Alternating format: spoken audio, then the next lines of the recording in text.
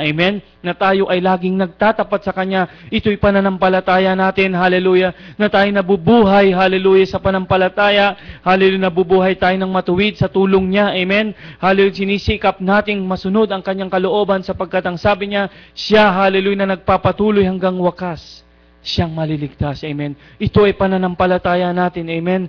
Hallelujah. Bagamat may mga pagsubok, bagamat may mga kahirapan, hallelujah, sa mga finances, hallelujah, kinukulang tayo kuminsan, ngunit huwag ka mag-alala, kasama mo, mahal na Panginoon. Amen.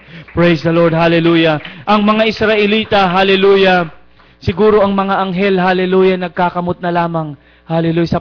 Matapos maipakita ng ating mahal na Panginoon, hallelujah, ang mga miracles na yan, ganoon pa rin ang kanilang attitude. Amen. Hallelujah. Napakalaki pa rin ang kanilang pag-aalinlangan. Hallelujah.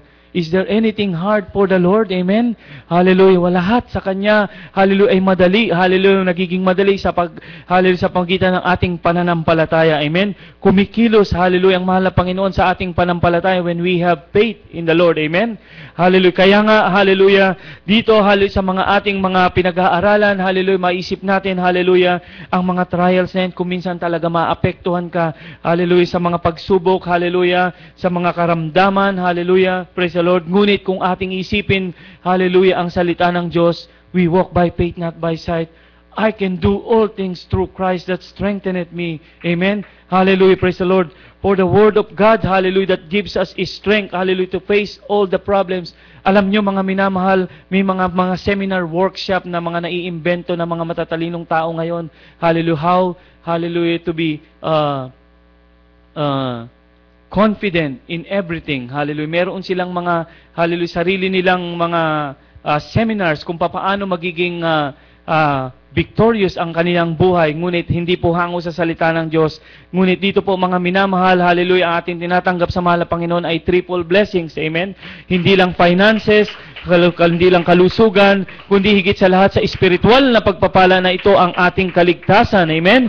Praise the Lord. Kaya nga, we are an overcomer. Amen. Hallelujah. Alam ko, kuminsan, hallelujah, talagang mahirap kahit ako na-experience ko yan. Ngunit, hallelujah, sa tulong ng mahal na Panginoon, hallelujah, sa mga pagsubok natin, ipinangako niya, hallelujah, kapag hindi na natin kaya, alam niya, hallelujah, na tayo ay sasaluhin niya. Amen. Sapagkat ang sabi nga niya, ang mga pagsubok kong ibibigay sa inyo, ay yun lamang inyong makakaya. Amen? Hallelujah, kung sa panahon nga na tayo ay bumagsak, nandoon pa rin na mahal na Panginoon na kaagapay sa atin. Amen? Praise the Lord. Hallelujah. So we walk by faith, not by sight. Amen? Hallelujah. Kaya nga i-practice natin, hallelujah, ating panampalataya, hallelujah, sa mahal na Panginoon, sapagkat ito po, mga minamahal, ay napakahalaga. For without faith, it is impossible to please God. Amen? Sapagkat dito rin po napiplease ang mahal na Panginoon sa ating pananampalataya. Amen? Sa ating pagpupuri, pag-aawit, amen, sa Kanya, pagpapasalamat, hallelujah, even though, hallelujah, nandun yung mga negative things na mga dumarating, amen, hallelujah, kaya nga yung mga pagsubok na yan, hallelujah, ay, hallelujah, pagpapala. Amen? Naalala ko, mga minamahal, nung ang mahal na Panginoon, hallelujah, ay, hallelujah, mayroong bulag na bago niya pagalingin, tinanong niya ang mga taong nakapaligid sa Kanya. Ang sabi niya, sino ang may kasalanan kung bakit ang taong ito ay pinanganak na bulag? Ngunit from the foundation of the world, ito pong palang taong ito na iniharap ng mahal na Panginoon sa mga tao ay pinili na ng Diyos. Amen? Katulad natin. Ang sabi niya, walang dapat sisihin. Ang pangyayaring ito ay para sa ikapupuri sa Diyos. Amen? Kaya nga, praise the Lord, kapag ka nasa panahon ka ng pagsubok, isipin mo yan, amen, na ang pangyayari na ito ay sa Kanyang ikapupuri, amen, na ito, hallelujah, ipatotoo ko to, sa dulo nito ay tagumpay, amen, magtiwala lamang ako sa mahal na Panginoon. Ano ang sabi ng mahal na Panginoon? Hallelujah, mga apostol, amen, hallelujah, nung sila, hallelujah, ay lumapit sa mahal na Panginoon, hallelujah, na sinabi nila, hallelujah, sa mahal na Panginoon, increase our faith, O Lord. Kung ikaw ay nanlulupaypay, nanghihina, humiling ka sa mahal na Panginoon, increase our faith, increase my faith, O Lord. Hallelujah. At ako'y naniniwala, hindi ka bibiguin na mahal na Panginoon. For the Lord, hallelujah, is so gracious, amen, great provider, amen. Siya ay tunay, hallelujah, na tumutugon sa ating mga panalangin. Kaya nga, faith, hallelujah, hallelujah, is important, hallelujah, for the Lord pleases when we have faith in Him, amen. Basahin po natin dito, hallelujah, yung hallelujah defensive weapon natin kay Satanas sa mga hallelujah gawa ng kaaway from the book of Ephesians 6:16. Ang sabi po dito, above all, amen. Ibig sabihin, sa kalahatan, above all, amen, taking the shield of faith, amen. Kindly read it, from the book of Ephesians chapter 6:16. From the book of Ephesians, chapter 6, verse 16. Above all, taking the shield of faith, wherewith ye shall be able to quench all the fiery darts of the wicked. Mga taga-Epeso 6:16. Bukod dito ay taglayin ninyo ang kalasag ng pananampalataya na siyang ipapatay ninyo sa lahat ng nangagniningas na suligi ng masama. Amen. Praise the Lord. Palakpakan po natin ang mahal na Panginoon. Hallelujah. Ating pananampalataya sa mahal na Panginoon. Amen. Hallelujah. Nais mo bang laging Hallelujah. Ang iyong panampalataya ay laging lumalago. Amen. Hindi ka lamang magpa-fasting kapag may kailangan. Amen. Habitual ka ng fasting. Napakasarap mga minamahal. Kapag ka ikaw ay dadalo ng Wednesday, hallelujah, Friday, hallelujah, ng mga special na gawain katulad ng ating krusada, hallelujah, itaon mo na ikaw ay mag-fasting, hallelujah, talagang mabubusog kang lalo, amen? Sapagkat dito, hallelujah, inihahanda mo ang iyong sarili, you sanctify yourself, amen, to receive, hallelujah, spiritual blessing, amen? Sapagkat dito, hallelujah, sinesentro mo talaga yung isip mo sa paglilingkod sa mahal na Panginoon, sa pagpupuri, amen? Sapagkat itong ating flesh, hallelujah, sabi nga ni Pablo, hallelujah, wala siyang nakikita, hallelujah, na mabuti, hallelujah, sapagkat ito ay laging nagke-crave sa mga bagay, hallelujah, na hindi kalugod-lugod sa mahal na Panginoon, amen? Hallelujah. Kaya nga, hallelujah, when the praises go up, the Spirit of the Lord come down. Kapag ka po tayo, mga minamahal, hallelujah, ay nag-aayuno, nananalangin palagi, tayo ay lumalakas ng lumalakas. Amen? Praise the Lord. Ang ating mahal na pastor, hallelujah, sinimulan niya ang banal na ministeryo na ito sa pananampalataya. Amen? Hallelujah. Na wala talagang nag-back up na, hallelujah, na mga ibang congregation kundi sa pananampalataya talaga, amen. Ano po 'yon sa kanyang pananalangin at pag-aayuno? Longer fasting, longer prayer, longer praising, amen. Hallelujah, sa mahabang pagpupuri, amen. Hallelujah. Kaya ikaw magiging matagumpay na Kristiyano, tayo magiging matagumpay kapag lagi kang nananalangin, amen. Sa trabaho, hallelujah, sa eskwelahan, anuman ang iyong ginagawa, nagme-meditate ka, Lord, help me to have a clean heart and mind. Tulungan mo ko, mahal na Panginoon. May pumapasok sa aking mind. There's something wrong with my heart, Lord. I think now, hallelujah. Cleanse me, O Lord, hallelujah. Sapagkat sa pananalangin natin, mararamdaman natin yan. Amen?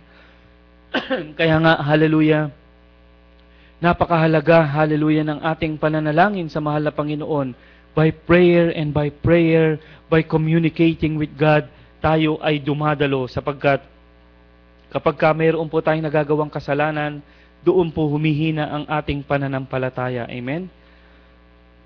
Bakit, mga minamahal? Yung ating pong puso, mga minamahal, ay nagkakaroon ng guilt. Amen? When you have a guilt in your heart, amen, doon nagkakaroon ng problema. Amen? Problem starts, amen, when we have a guilt in our heart. Hallelujah. We don't have appetite of prayer. You don't have any more appetite to praise the Lord. Amen. Hallelujah. Parang you're taking for granted it. Amen. Hallelujah. But before, when you came to know the Lord, yung first love mo, oh, I really, really want to go. Amen. To worship the Lord, to go to church. I want to give importance to this. Amen. Hallelujah. Ngunit kapag ka ito'y nawala na, nagkakaroon na ng guilt. Amen. Kaya nga, hallelujah, ano po ang hallelujah, lunas dito, what we supposed to do, amen. Ano ang nararapat nating gawin, amen? We should do, amen? To always pray. Hallelujah. Ulit-ulitin mo lang, just keep on repeating, create me a clean heart, O God. Create me a clean heart, O God. Renew a right spirit within me. Just keep on repeating that word. Help me, hallelujah, to have a clean heart on your side, amen. Hallelujah. And you will feel the presence of the Lord, amen. You will feel the presence of the Lord. Because when the guilt comes, hallelujah, on you, hallelujah, your heart, hallelujah, is condemning you, how much more the Lord, our God. Basahin po natin. Kindly read it. Praise the Lord.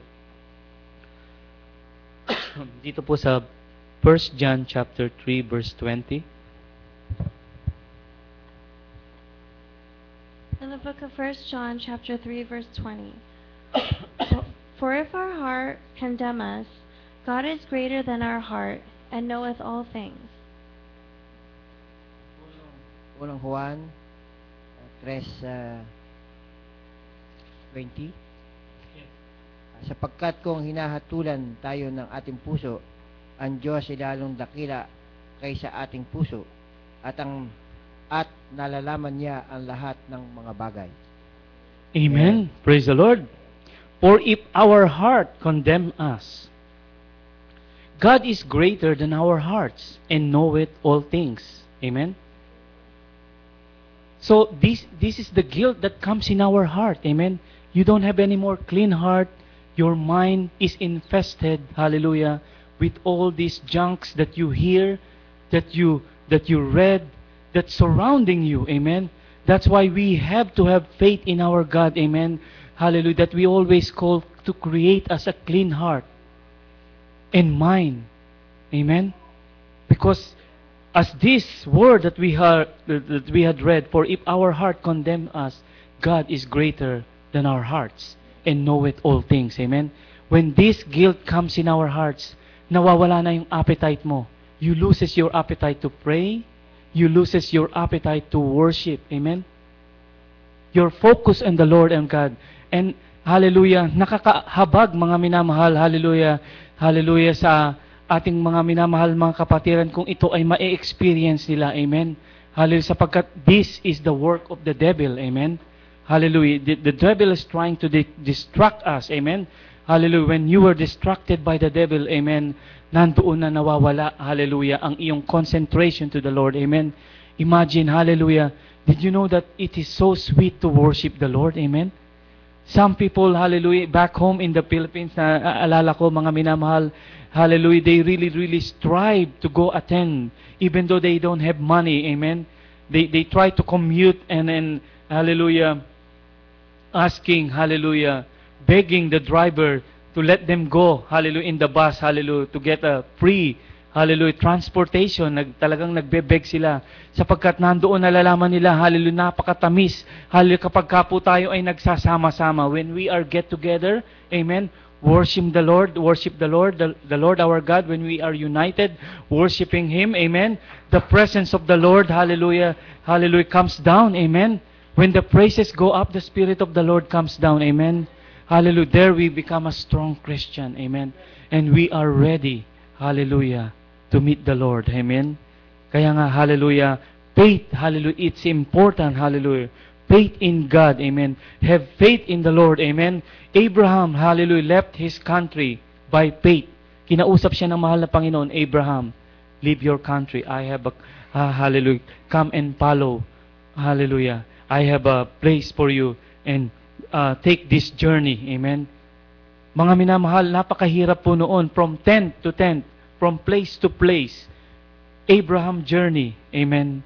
In the wilderness. By faith, he did that. Amen. And gradually, he became a wealthy man. Amen. God blessed him. Amen. Lahat ng daanan niya sa Egypt, kahit saang lugar, siya'y tunay na pinagpala. Amen. Hanggang sa makilala niya ang mahal na Panginoon na tunay na Diyos na buhay. Amen. When he offered Isaac, amen, after that he became a friend of God. Amen. Do you remember the song, I am a friend of God? Hallelujah. Ang una pong tinawag, hallelujah, na mahal na Panginoon, friend of God, ay si Abraham because of his offering. Hallelujah. Because he offered Isaac by faith. Amen. Praise the Lord. Kaya nga dito, hallelujah, the wall of Jericho fell down, amen, flat, amen, by faith of Joshua. Joshua doesn't know what will gonna happen. Amen. The Lord didn't tell him that the wall of Jericho will fall. You just circle around, amen. Just circle around and worship the Lord, amen. Worship, amen. Trust, amen. Kaya nga tayo mga minamahal, hallelujah, hallelujah, sa mga panahon ng mga pagsubok, hallelujah, just keep on going, amen. You think you cannot do it? You can do it, amen. Hallelujah, the word of the Lord is powerful, amen. I can do all things through Christ. And the last verse, mga minamahal, Romans chapter 1, verse 17, amen. Hallelujah, the just shall live by faith. Amen. Praise the Lord. Hallelujah. Ito na po ang huling ating versikulo.